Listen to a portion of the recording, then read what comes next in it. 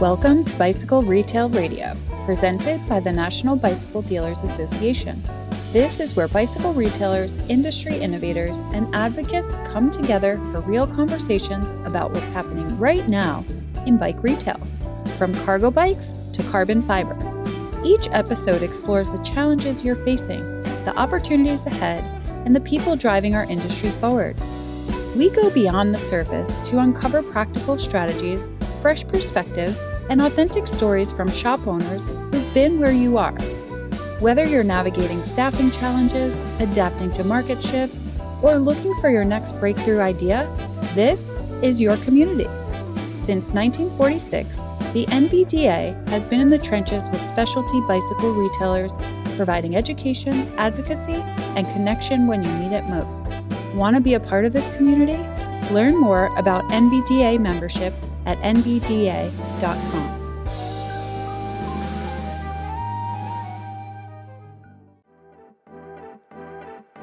Specialty bicycle retailers are the heart of the cycling industry, and the National Bicycle Dealers Association exists to strengthen these businesses through education, research, communication, and advocacy.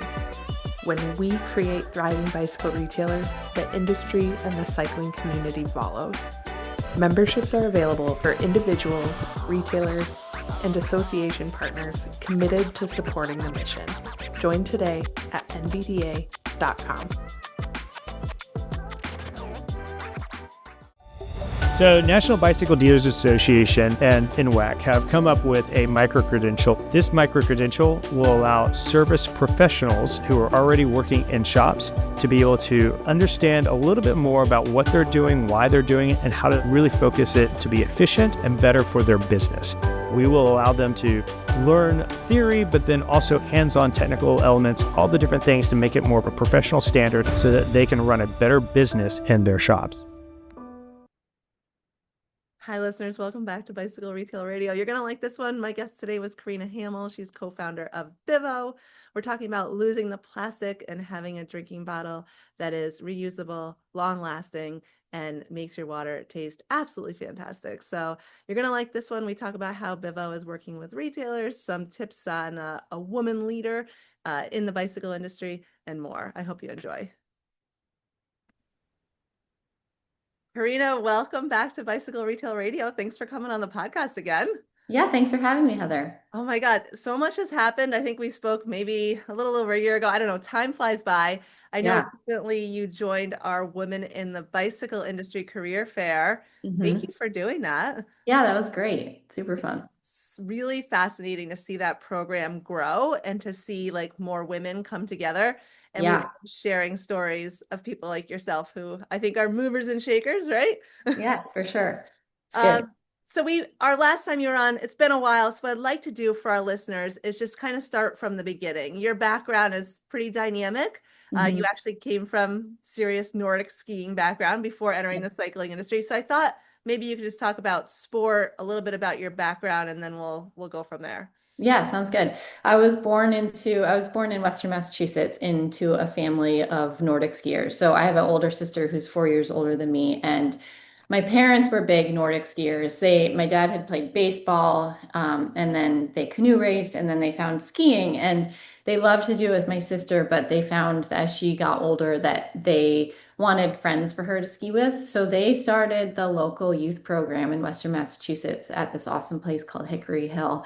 And they grew that program to like 350 kids. And it was all about having fun and playing games on skis and being out enjoying the winter. And so I was born into that. And I just took to skiing right away. So I think I started on skis around 2, and then I started racing when I was like 4 and did it all the way through 1 year after college. So I raced at the University of Vermont and then professionally 1 year. But it was always just my love, and it was a hard thing to step away from. And that was an interesting transition into like a professional career outside of sport. Being super motivated, like as an athlete myself, I know like when you're training and working hard, that kind of like mindset, I think, follows you into your career. Yes.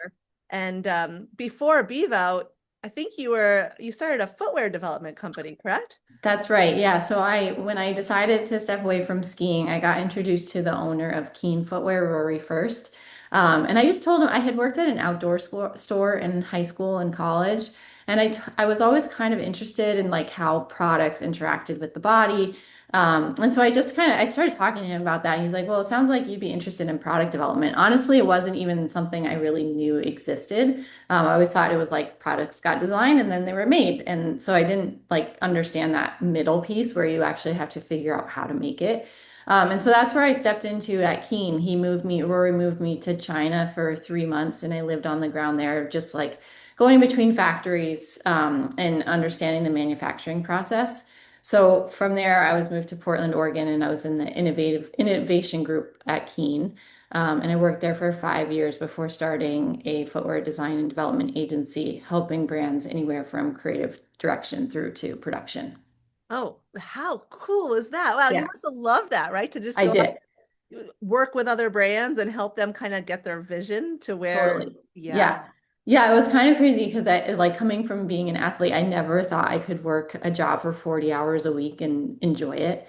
And Mm. I loved it. Like it was just this whole new world for me. And I love learning, like hands-on learning. And so it was just like such a cool opening. And I'm very appreciative of those days.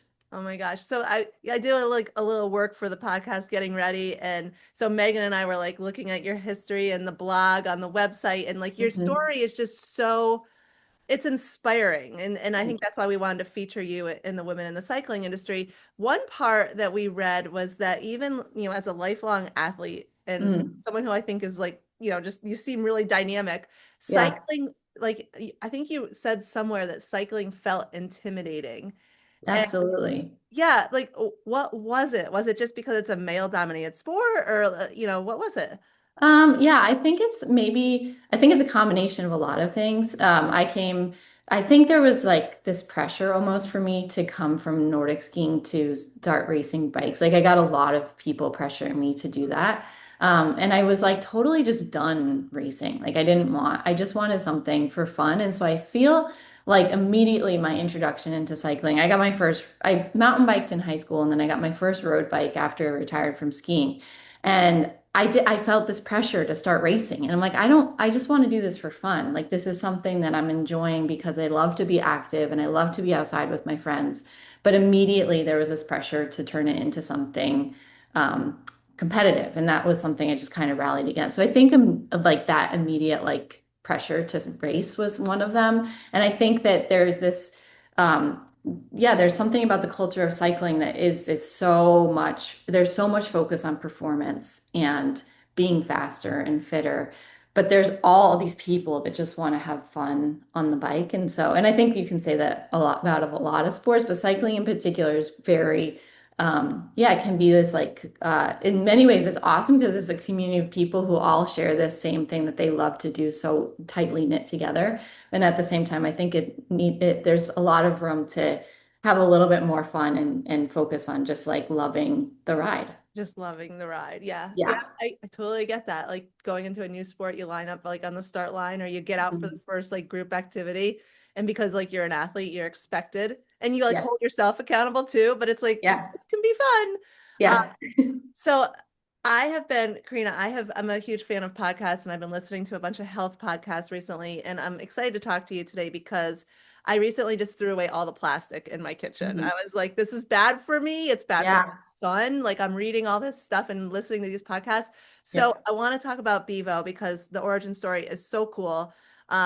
I think it's basically like you looked around, you're like, why are we drinking out of these plastic performance bottles? So can you tell us a little bit Yeah. more about how Bivo started and why? Because I think it's so important. Yeah, for sure. So my daughter was born in 2018. I have a almost 8-year-old. She turns 8 on May 26th. Right. And then a 4-year-old son. And so when our daughter was born, I had wanted to feed her out of glass or metal, and she rejected like most bottles. So it took her, I would actually have to go to daycare and feed her myself because she refused bottles. And so every 2 hours was I was walking back to the daycare. And She was labeled second hardest child in the history of the 40-year-old daycare to take a bottle. So we had lots of conversations about bottles in our house. And it was also at a time where I was having a hard time going back to my normal work that I was doing, coming back from having a baby. It was this weird, like, if I'm going to work and be away from her, I want a new challenge. And so we had set aside time to figure out, we wanted to start a brand. We had designed and developed product for probably 30 different clients through our time of running in the footwear agency. And we felt like if we could do it for them, we could do it for ourselves. So that was something we just like had in our head, like, let's open our minds. And if something comes about, let's just pounce on it. And so we were out Nordic skiing up on Mount Hood. We lived in Oregon at the time. This is my husband and I, Robbie. We were skiing and we were talking about feeding our daughter out of different bottles and how we didn't like plastic. And then we unscrewed our Nordic ski drink belt that mine was like 15 years old.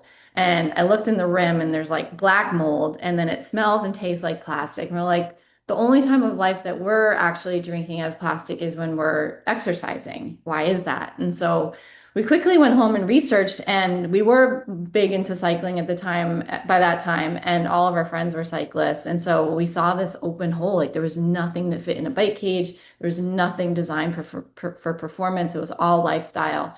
And so we just were like, honestly, kind of shocked that we found this hole in the market. So we just went, like, literally, I think the next week we started designing the bottle.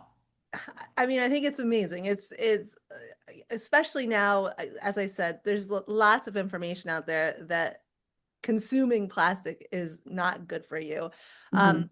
What about challenges? I can't imagine like you just, okay, it sounds easy, let's just make it, but I'm sure there were some challenges. Yeah, yeah, for sure. So well, we came up with our first two, like, well, it's going to be heavy. That honestly was our first concern, is that cyclists are so concerned about weight on the bike. And so we knew there would be pushback there. So we decided to design it. The first bottle we launched, the Bivo one, it's a single wall stainless steel, and we went with a thinner gauge metal. So it's actually, we like to compare it, it's like 6 tablespoons of water heavier than a traditional plastic squeeze bottle. And then the second one is like, how are we going to get water out when you can't squeeze metal? And so we had to design and develop a whole gravity flow system. So we have a fully globally patented system where you have a straw underneath that goes to a vent hole, and the air vents through the straw and then helps the water come out quickly. So you can actually pour a bottle out faster than you can squeeze plastic. Wow. And I've drank out of your bottle. So you guys were at the retailer summit and I was instantaneously like, yes, this is the greatest bottle on earth, because your mind doesn't process that you should be able to drink out of it so easily, but it's Yeah. no big deal. And I've Yeah. been in several shops since, and seeing your bottles on the wall, I mean, they stand out. It's high end, they look very Yeah. high end and very classy. And you're like, oh, you carry Yeah. Bivo. Oh, you're in the Yeah. know. Like that's what Yeah. I'm like, oh, you're in the know. Nice. Um, but what are you hearing from retailers? I mean, you must get some feedback, right? So tell me about Yeah. what retailer feedback has been. Yeah. So well, we do love color and we do like to stand out. So that was one thing. And this goes back to kind of one of your original questions about the bike market or bike industry being intimidating. Our tagline is fuel more fun. And a lot of what we wanted to do when we were entering into the bike space is bring a different perspective, be more inclusive, and also just like have more fun with it. So color is huge for us. And we find that when you see a wall of Bivos and there's color on there, it draws the customer's attention. So that's one piece of feedback we get quite a bit. But I would say, yeah, when when the staff has bottles, I think it's to your point, like when you try it, you're just like, wow, this is really nice to drink out of. And it's kind of surprisingly nice. Actually, I feel like that was one of the early comments we got. Like, it's fun to drink out of and it's pleasant. And it's one of those things you wouldn't really think about drinking water as a pleasant experience. Like, it's quite It is. nice. It's true. Um, yeah. So people like that, they like the weight. They're always surprised at the weight of the bottle. We do a lot of events too, and so we get to interact with customers a lot. And one of the first comments they always say is, "Wow, they're so light." And then we did focus groups early on when we came up with the idea. And one of the biggest pieces of feedback we were getting is that one of the reasons why one of the main reasons why people throw away their water bottles is because they're really hard to clean. And Mm, so we made our bottles so that they're dishwasher safe. The nozzle and the straw are fully removable from the bottle, and they're food grade silicone, which is an inert material. And we did that so that when the water's touching it, it doesn't leach into the water. And then when your teeth pull on the nozzle, it won't scratch plastic because that's when it leaches as well. So the cleanability is another piece of feedback we get from a lot of retailers saying that that's one of the things that their customers really love. yeah, for sure. I mean, I have mine. I don't want my two teenage kids near it. Like it's in a safe place. Like that's all I have to say about that. But all right, so it's you and your husband, and you have two Yep. children, and I know you're in Vermont, which I'm a huge Yes. fan of. So I like supporting local businesses. I like supporting small businesses. I like supporting businesses that care about the environment. It sounds like that's what Bivo is. Like, can you tell us Yeah. just a little bit more about like your footprint and Mhm. where you're located? Yeah. Yeah, so we're based in Richmond, Vermont, which is a very small town just outside of Burlington. We're the exit where you take to go to Camel's Hump, hike Camel's Hump, and we have endless gravel roads and mountain bike trails. We're home of Cochrane's ski area too, which is like probably the most magical place in the US, I think. It's this ski hill that several Olympians have grown up skiing on. It's just a rope tow and a T-bar. But it's really the heart of the community here. And so we feel really lucky to have access to the trails. And Great mountain um, biking trails too, by the way. yeah. We have like, I think over 45 miles of single track trails right out our door. So it's a pretty awesome place to base a bike company. We really do. I mean, the reason why we started Bivo was because we wanted to drink out of less plastic and feed our daughter out of less plastic. We also, with a background in footwear, we were heavily involved in manufacturing and chemical testing. And so that's something that we're always super hyper focused on is like, how can we make sure that the products that we're bringing in are better for the people making, not only like using the product, but also making the product. And so chemical testing is something that we've really honed in on for Bivo. Even in the very beginning, when we were only selling in the US, we opted to go after REACH standards, which is the European standards for chemical testing. And so that's like far above what the FDA does. And also, the European standards are so great because they keep changing and trying to help brands make improvements on what they're testing for and removing from the manufacturing process. And then they also have these voluntary tests, which we also opt to do. And so those are ways to show brands like, hey, these are things that we think you can strive to remove from your products. And then if, as more and more brands do them, they become integrated into the normal testing process. So we always opt to do those as well. And we're always passing that. So we're super diligent about chemical testing. Extra expense, but so worth it in the long run. Yeah. So thank you for Yeah. that. Yeah. Yeah. Thanks. I want to talk a little bit about just, all right, so you're newer to the cycling industry, like you, I Mhm. mean, not super new, but Yeah. um, you're working with a lot of retailers now, bicycle Yeah. retailers across the country. And I just want to know from like an outsider's perspective Mhm. or, what you think makes a great bicycle store these days. I mean, you work with so many, there has to be some that you're like, that's a great shop, like Yeah. what puts someone in that category? Yeah. I would say the shops that we see doing best are the ones that really integrate with their local communities. And I would say I like there's so many of them across the US, and it's easy to see like when people are hosting even just like as simple as a group run or a group ride, or having special events within the shop. We love partnering with retailers on stuff like that. We have two awesome shops right here in Burlington, OG and Ski Rack, and we do mix and match events where you can pick like a different bottle color and lid color and nozzle color. And it's a super fun, interactive way to bring customers in. And you can tell the ones we've done these across the country, and the retailers that have a strong, like they've done this before, not just with Bivo, but with other brands too. Like you pull in the customer and they want to come and be part of that community. And I think that's a super special way to grow the business. I love that. So I love John at the ski rack, the whole team there. They're Yeah. absolutely amazing.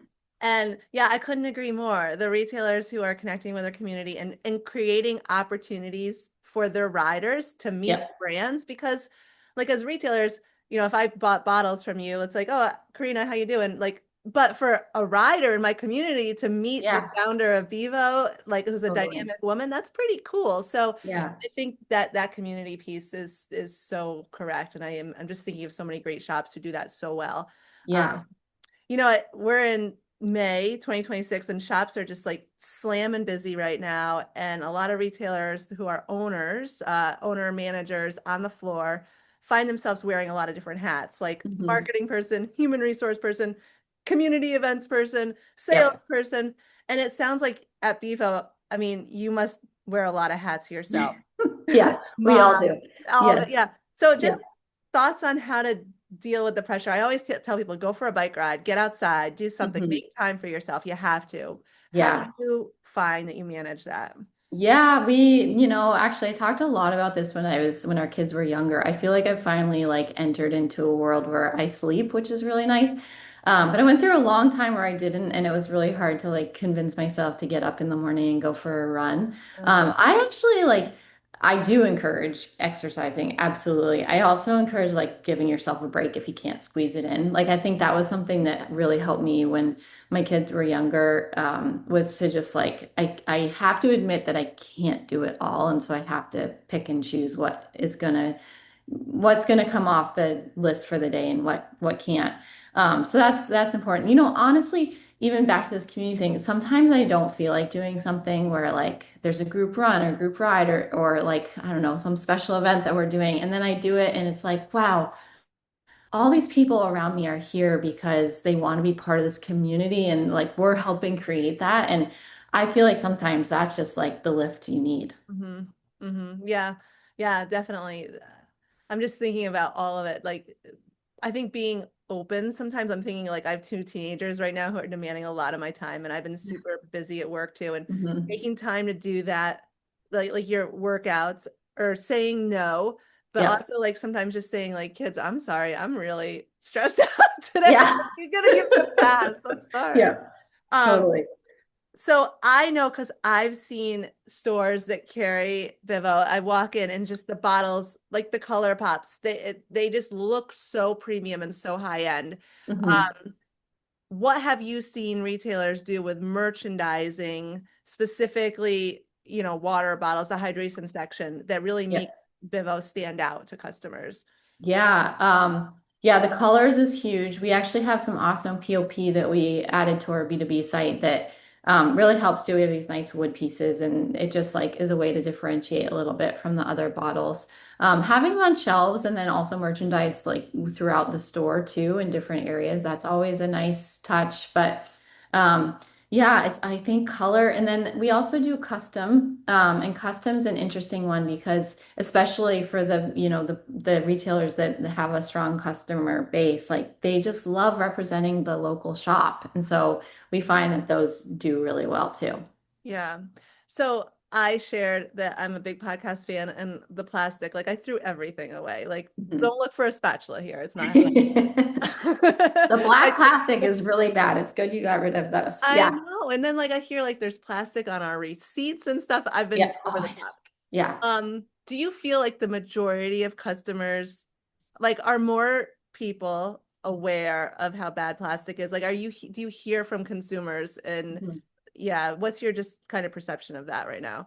Yeah, more and more. So in the beginning, we focused more like our marketing efforts more on the health benefits of the bottles.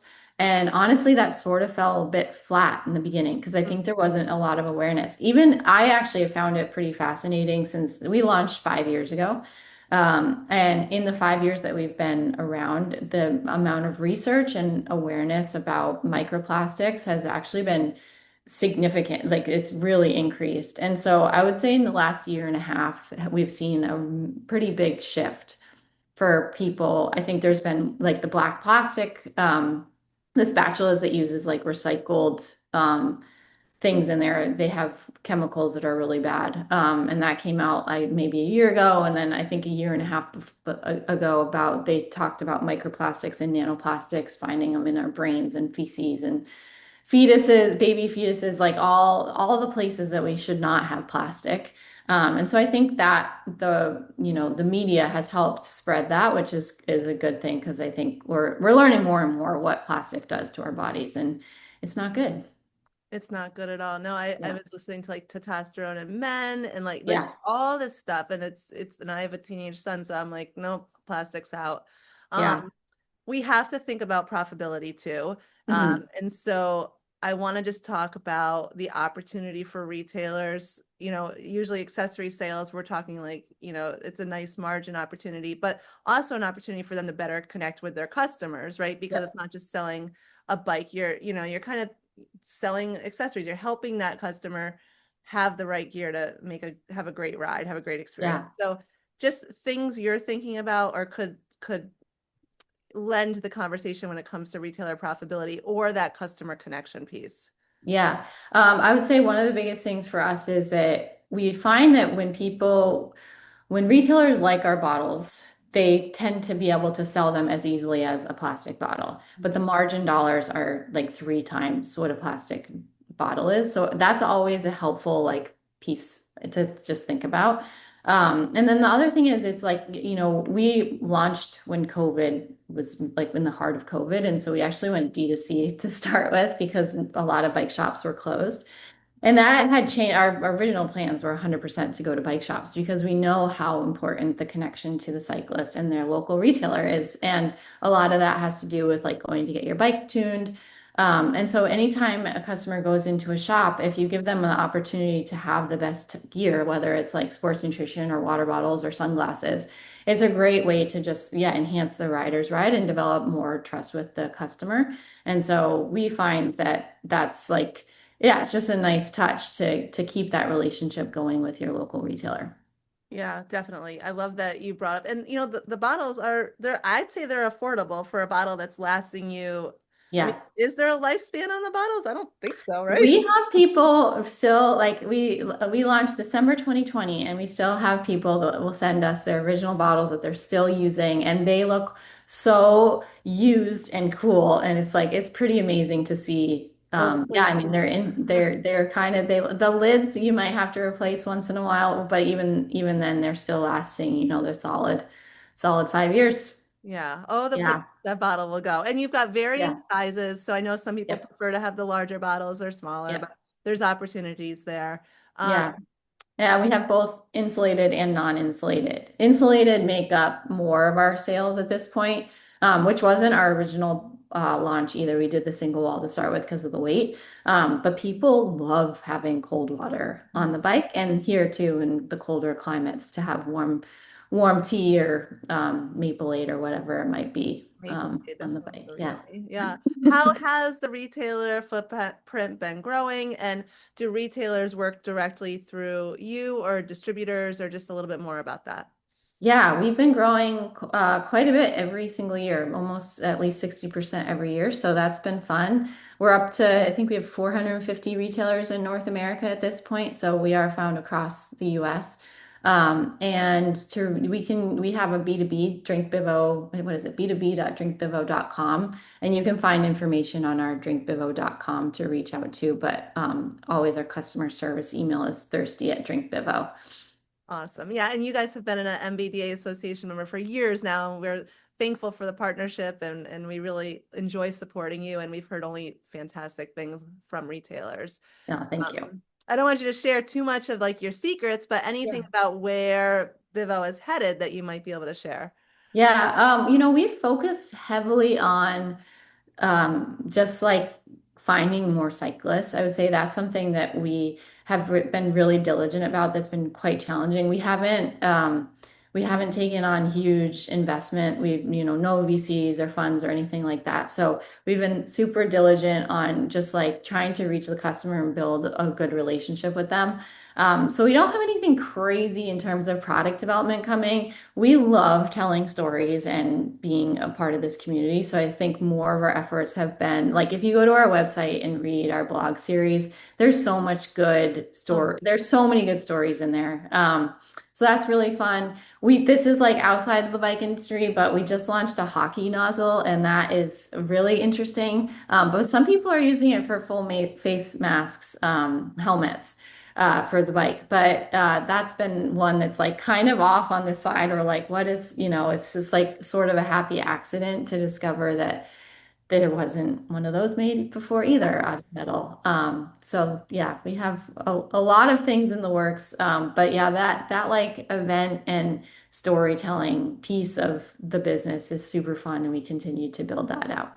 Yeah, so listeners, we're going to link to Drink Bivo in the show notes. That's the website, drinkbivo.com. And yeah, definitely check out the blog. You can see this is the involvement that Carina and her team have with the community, with their retailers, just with consumers, getting the brand out there. And I feel like the fuel more fun mindset, it's kind of different than what, I don't know, a lot of brands market towards, like the racer or the serious side of sports. And I think that this is about connection, inclusivity, and enjoyment, which Yeah. I mean, it's awesome to me to see, because we want more people into our sport. So thank you for that. Yeah. Where did that come from? Fuel more fun? Is it just like, the way that you and your husband and your community and the staff kind of think about cycling and how we live our lives?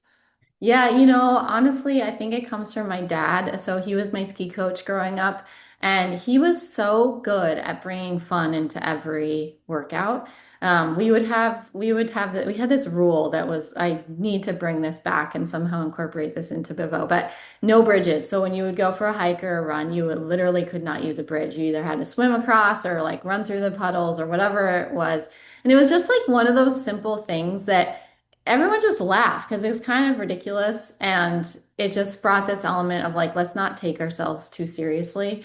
And I think cross country skiing is really unique in that they still to this day, so NENSA, New England Nordic Ski Association, I have their manual because our kids do, they do the sport now too. And it's so fun. Like everything is focused on games first and having fun first, and then comes the serious later. And I think that I've always felt like if you're not having fun doing what you're doing, why do it? And I also think that you perform better if you're having fun. So whether that be in business or in sport. So that's really where it came from. I love that. No bridges, man. Yeah. Yeah, I like that one. We have a Bivo club on Strava, and we're gonna launch the No Bridges campaign and then start from here. And we have to swim across the Winooski River, which is a pretty big river. So whoever wants to join, I'll post about it, but it would be a fun one. Definitely post about it. Yeah. So if we have retailers listening, if they want to up their water bottle game, if they want to help out their community by, having an option that's not plastic, how do they get in contact with you and, become a retailer and learn more? Yeah, I would email thirsty@drinkbivo.com, and then we can connect you in with the right people to help get you set up on the B2B. Super simple. Well, thank you for everything you're doing. I'm so happy to see the company continuing to thrive and grow and just Thanks. make more relationships with retailers and reach more riders. We do need more fun. No bridges. Love that. Carina, thanks so much for coming on. Thanks, Heather. Thanks for spending time with us on Bicycle Retail Radio. If this episode resonated with you, subscribe and share it with another retailer who could use the insight. Join us every week for new conversations and fresh perspectives to keep you ahead of the curve. The NBDA is constantly creating events, webinars, and resources built specifically for bicycle retailers. Check out what's coming up at nbda.com. Shout out to Francis Abbott for today's graphics. Interested in sponsoring an episode or know someone we should talk to? Head to nbda.com. We'd love to hear from you. Until next time.